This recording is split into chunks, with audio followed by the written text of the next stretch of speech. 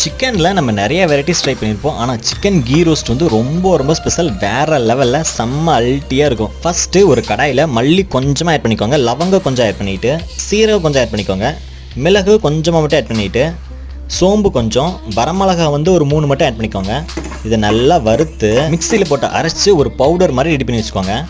இப்போ சிக்கனை நல்லா வாஷ் பண்ணி வச்சுட்டு இஞ்சி பூண்டு பேஸ்ட்டு கொஞ்சமாக ஆட் பண்ணிக்கோங்க. தயிர் வந்து ஒரு கப் அளவு ஆட் பண்ணிட்டாலே போதும். இப்போ அந்த அரைச்ச பொடியை ஆட் பண்ணிட்டு காஷ்மீர் மிளகாய் தூள் வந்து 1 டீஸ்பூன் அளவு மட்டும் ஆட் பண்ணிக்கோங்க. உப்பு ஒரு 1.5 ஸ்பூன் அளவு ஆட் பண்ணிட்டு நல்லா மிக்ஸ் பண்ணி விட்டுக்கோங்க.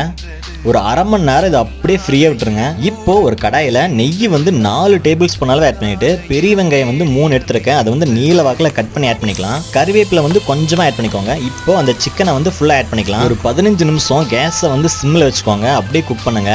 ஃபைனலாக கொத்தமல்லி கருவேப்பிலை மட்டும் தூவி விட்டுட்டு சாப்பிட்டு பாருங்க, அப்படியே மெய் மறந்து சாப்பிடுவீங்க. ஓகே, பாய்.